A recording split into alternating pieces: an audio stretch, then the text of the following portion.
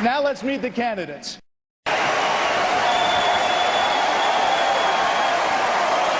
Congressman Ron Paul.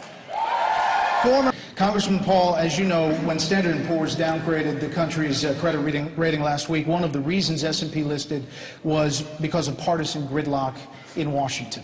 Congressman, what specific things would you do as president to increase growth, calm the markets, create jobs that could pass through a divided Congress?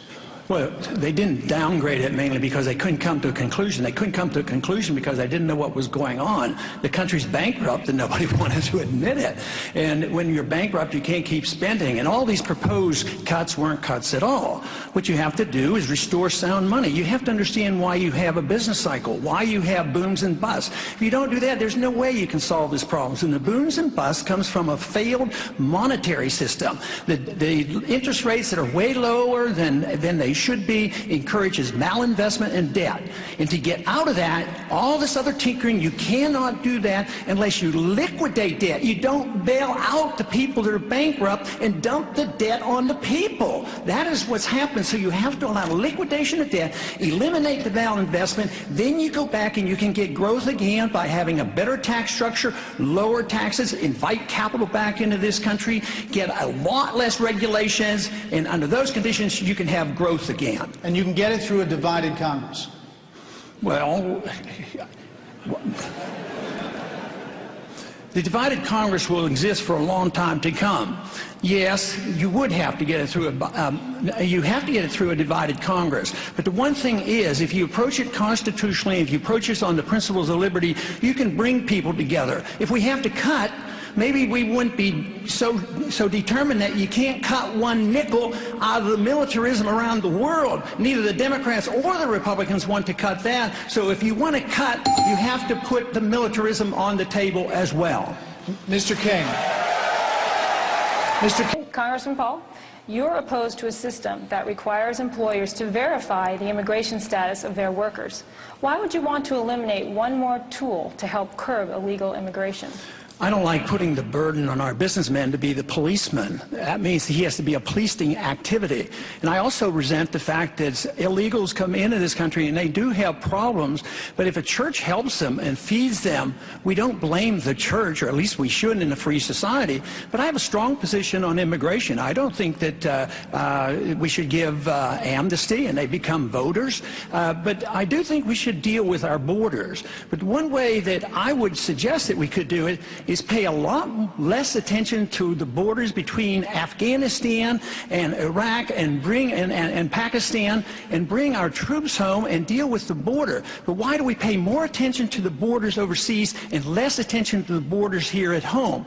We now we have a mess on the borders, and it has a lot more to do with it than just immigration, because we're financing some of this militarism against the drug dealers on the borders right now to the tune of over $1 billion. And there is a mess down there, but it's much bigger than just the immigration problem. But I do not believe in giving entitlements to illegal immigrants at all, and there should be no mandates on the states to make them do it. Congressman Paul, you are a constitutional expert, and you talk a lot about the Constitution. What do you think of this argument that the state has a constitutional right to make someone buy a good or service just because they're a resident, not because they're driving and need a driver's license, but just the fact that they are a resident? No, the way I would understand the Constitution, the federal government can't go in and prohibit the states from doing bad things. And I would consider that a very bad thing, but you don't send in a federal police force because they're doing it and throw them in a court. So they do have that leeway under our Constitution. But we have big trouble in this medical care problem, and we have drifted so far from any of our care being delivered by the marketplace. And once you get the government involved, and both parties have done it, they've developed a bit of medical care delivery system based on corporatism. The corporations are doing quite well, whether it's Obama or under the Republicans. The drug companies do well, the insurance companies do well, the organized medicine do well, the management companies do well. The patient and the doctors suffer. There's a wedge. Every time you hit the government get in here with these regulations and have these mandates, there's a wedge driven in between the doctor and the patient. We have to get the people more control of their care, and that's why these medical savings accounts could at least introduce the notion of market delivery of medical care. There we go. Texas Governor Rick Perry obviously is not here tonight. He is giving a speech on Saturday in South Carolina. We're told he's getting into this race, but he's not answering questions tonight. He's not taking part in the straw poll on Saturday. So is he outsmarting you? 30 seconds, Congressman Paul. Well, maybe he didn't want to accept the challenge, for all we know.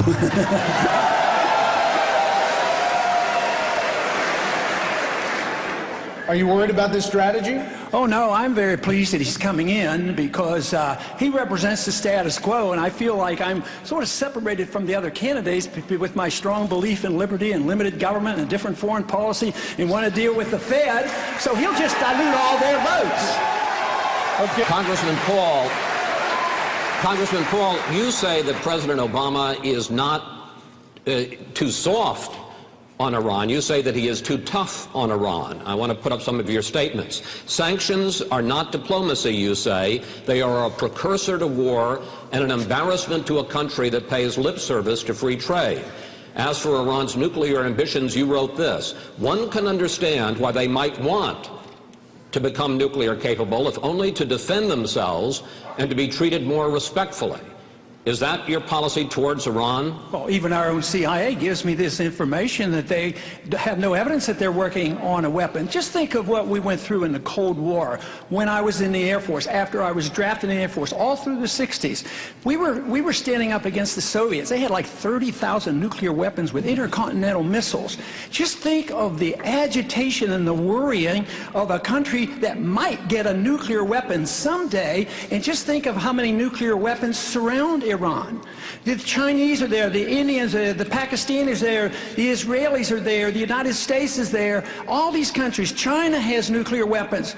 Why wouldn't it be natural that they might want a weapon? There'd be, internationally, they'd be given more respect. Why should we write people off? There was, in the 50s, we at least talked to them. At least our leaders and Reagan talked to the Soviets. What's so terribly bad about this? And countries that you put sanctions on, you are more likely to fight them. I say a policy of peace is free trade, stay out of their internal business, don't get involved in these wars, and just bring our troops home. Congressman Paul, I want to just give you 15 seconds. I want to just make sure I understand. So your policy towards Iran is if they want to develop a nuclear weapon, that's their right, no sanctions, no effort to stop them. No, I think that makes it much worse. Why would that be so strange? If the Soviets and the Chinese have nuclear weapons, we tolerated the Soviets. We didn't attack them, and they were a much greater danger. They were the greatest danger to us in our whole history. But you don't go to war against them. I mean, this whole idea of sanctions, all these pretend free traders, they're the ones who put on these trade sanctions. This is why we still don't have trade relationships with Cuba. It's about time we talk to Cuba and stop fighting these wars that are about 30 or 40 years old. Mr. Kaine, Senator Santorum, I got a question for you. Well, as the author of the Iran Freedom Support Act, which he is criticizing, because I authored it when I was in the United States the Senate would actually impose sanctions on Iran because of their nuclear program. Iran is not Iceland, Ron. Iran is a country that has been at war with us since 1979. Iran is a country that has killed more American men and women in uniform in Iraq and Afghanistan than the Iraqis and the Afghanistan has had. The Iranians are the existential threat to the state of Israel. You ask the Israelis what keeps them up at night. It's the Iranians funding of Hamas and Hezbollah and the support of Syria. 30 seconds. And the reason, hold on, let me finish. No, there are rules here, sir. Yeah, I know there are rules, and you guys have been giving these guys a lot of time and not a whole lot of time to me, so let me answer the question. You have a question coming. Okay. The senator is wrong on his history. We've been at war in Iran for a lot longer than 79. We started it in 1953 when we sent in a coup, installed the Shah, and the reaction, the blowback came in 1979. It's been going on and on because we just plain don't mind our own business. That's our problem. I want to switch to another angle of the war on terror, though if you want to weigh in on Iran, feel free. You say that we don't win the war on terror by closing Guantanamo and reading Miranda rights to terrorists. Congressman Paul says terrorism suspects have committed a crime and are should be given due process in civilian courts. Could you please tell Congressman Paul why he's wrong? Well, because simply terrorists who commit acts against United States citizens, people who are from foreign countries who do that, do not have any right on under our Constitution to Miranda rights. We've also seen that Guantanamo Bay has yielded significant information. In fact, we've learned that that led to the capture and the killing of bin Laden. This is a tool that we need to have in order to be able to prosecute the new type of war, the new type of warfare, and the new type of terrorists that this country is dealing with. Regarding Iran, Iran is the central issue in the Middle East and their capacity to become a nuclear power. They are one of the 4 state sponsors of terror in the world. I sit on the House Select Committee on Intelligence. I can't reveal classified information, but I can say this. As President of the United States, I will do everything to make sure that Iran does not become a nuclear power. 30 seconds, Congressman Paul. Well, I think she turns our rule of law on its head.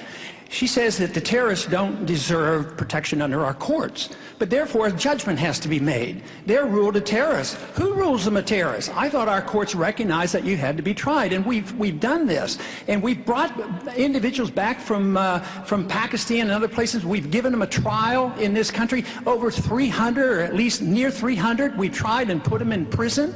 So this idea that we have to turn on its head and reject the rule of law, we already are at the point where this administration, please let me finish. I have to say, and this administration already has accepted the principle that when you assume somebody is a terrorist, they can be targeted for assassination, even American citizens. That affects all of us eventually. You don't want to translate our rule of law into a rule of mob rule. Senator Santorum,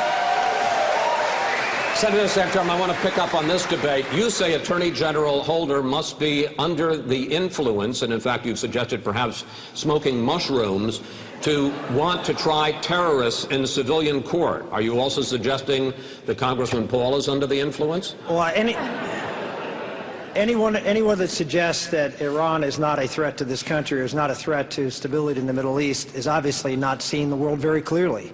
He sees it exactly the way that Barack Obama sees it, that we have to go around and apologize for the fact that we've gone out and exerted our influence to create freedom around the world. I don't apologize for that. I don't apologize for the Iranian people being free for a long time, and now they're under a malocracy that tramples the rights of women, tramples the rights of gays, tramples the rights of people all throughout their society, and is the greatest supporter of terrorism in the Middle East and around the world, and is setting up training camps and is working with Venezuela and other countries in south of our border to threaten us. Iran is a country that must be confronted. I was in front of this curb. I authored the Iran Freedom Support Act back in 2004. It was blocked by Joe Biden, nonetheless, and Barack Obama once. We got it passed, and I can tell you, if Rick Santorum and when Rick Santorum is president, Iran will not get a nuclear weapon because the world as we know it will be no more. Congressman Paul, 30 seconds. You've heard the war propaganda that is liable to lead us into the 6th war, and I worry about that position. Iran is a threat because they have some militants there. But believe me, they're all around the world, and they're all around the world, and they're not a whole lot different than others. Iran does not have an air force that can come here. They can't even make enough gasoline for themselves. And here we are building this case up, please. They're building up this case just like we did in Iraq. Build up the war propaganda. There was no Al-Qaeda in Iraq, and they had nuclear weapons, and we had to go in. I'm sure you supported that war as well. Okay. It's time we quit this. It's time. It's trillions of dollars we're spending on these wars. The next question is for Representative Paul. You've often said you believe defining marriage is a job that should be left to the states. Recently, Senator Santorum asked, if a state wanted to allow polygamy, would that be okay too? What's your answer to that? Well, that's sort of like asking the question if the states wanted to legalize slavery or something like that. That is so past reality that no state is going to do that. But on the issue of marriage, I think marriage should be between a single man and a single woman, and that the federal government shouldn't be involved. I want less government involvement. I don't want the federal government having a marriage police. I want the states to deal with it if they have to, if they need to. But if you didn't even need the states, really, why do we have to have a license to get married? Why don't we just go to the church? And what other individuals do, why can't we permit them to do it? Whatever they call it, that's their problem, not mine. Just so nobody else forces their definition of marriage on you. That is what we have to prevent. So I would say less government would be better. If you have to have regulations, let the state governments do it. All right, Senator Santorum, Speaker Gingrich, you say that the unemployment problem in America has been made worse by the policies of the Federal Reserve. You call for auditing the Fed and stripping it of its banking powers. But Congressman Paul thinks the Fed needs to be abolished to create lasting prosperity. Why is the Fed worth saving? Well, I think that having some kind of central bank is, in fact, an important part of how you deal with monetary policy in the modern world. But I would say to you that having Chairman Bernanke deal with hundreds of billions of dollars, and some estimates are as much as $16 trillion, in secret, is profoundly against a free society. The Fed should be totally audited. It should be out in public.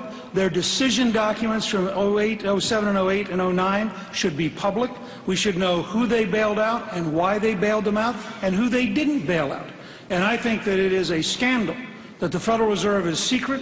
And I think that, frankly, their monetary policy since the late 90s has been a major factor in the bubble that has been created and a major factor in the economic pain we're now going through. So the Fed is certainly, going back as Reagan did to sound money, is certainly a key part of how you get back to prosperity. And the Fed is the primary villain in failing to have a sound money policy. Congressman Paul? If I could follow up with you. Is Speaker Gingrich wrong to want to save the Fed? Not exactly, because my position isn't that I'd close the door down immediately. You can phase it out. But there's some other things that we could do that in a transition phase. For instance, and I'm delighted that mainstream is catching up with us these days for auditing the Fed. This is great. But I've made a suggestion, which is a serious suggestion, and there's been quite a few who have supported me on this. We owe the Fed $1.6 trillion in Treasury bills. Where'd they get the money to buy it? They created it out of thin air. So we pay them interest. So that's on our books. So we literally, with legislation, could wipe $1.6 trillion off. That's not a solution to the monetary problem or our spending problems, but it would give you a year to work this out, and we wouldn't have had any of that debate going on. Those were all scare tactics to try to scare people into doing things. So, but that is one thing that we could do. But eventually, we have to deal with the Fed, because the Fed creates the business cycle. If you don't understand the business cycle, you don't know why we have recessions. The sooner we learn that, the better. Thank you. Congressman Paul. I've been in politics for 35 years. My cause has been the cause of liberty. And I am convinced that liberty does not come from our government, but it comes from our Creator. And our goal should be peace and prosperity. It is under the principles of liberty that you have the greatest chance of achieving peace and prosperity. That is why I am so down on these wars that is costing us trillions of dollars, why we have to reform the monetary system, why we need honest money, a gold standard and not paper money out of the Federal Reserve System. But also we need to change the environment for our businesses. We need to lower the regulations and the taxes and have private property rights and contract rights. Then we can achieve peace and real prosperity. Here we have total contributions by active duty military personnel by the candidate. Herman Cain, $6,223. Now remember, these numbers are coming from reports that may be, if anything, overstating these numbers at this point. But Mitt Romney, not even coming up to Cain there for active duty military contributions, $5,000. Michelle Bachmann, bit of a late start this round, okay, $2,550. Newt Gingrich, whose campaign is imploding, I don't know if that was by accident there, $1,025. Pawlenty, all of $250 from active duty military. Rick Santorum, $250 also. Gary Johnson, sadly, none for his position.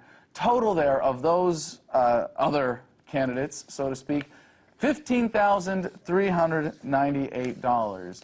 Sure sounds like a lot, doesn't it? Well, there's one other candidate who you might have noticed. Well, I don't know if you're watching the mainstream media. You might not have noticed that he was omitted from that list. Let's see, how much did Ron Paul get in this last quarter from active duty military? Oh my gosh, $36,739.79. No surprise, actually, that this was the case, far outstripping all other Republican presidential candidates put together, as was the case 4 years ago. But let's see, let's compare this to, who's the other guy running for president in 2012? Oh yeah, $28,833.99 for the president himself, to the commander-in-chief. Ron Paul is their choice. But let's take a look at the numbers from 2007 here just for a second, comparing Ron Paul, John McCain, Mitt Romney, Rudy Giuliani, Mike Huckabee, and Fred Thompson. There's a little flashback. Total from the entire campaign back 4 years ago. Again, Ron Paul, until the end of the primary season, Ron Paul had more campaign contributions from active duty service members than all other primary candidates put together, including Barack Obama back then. So here's the latest chart. 2011 military donations. We've got Ron Paul, Mitt Romney, Cain, and Bachmann there. Nice to have a little visual effect to put that in perspective.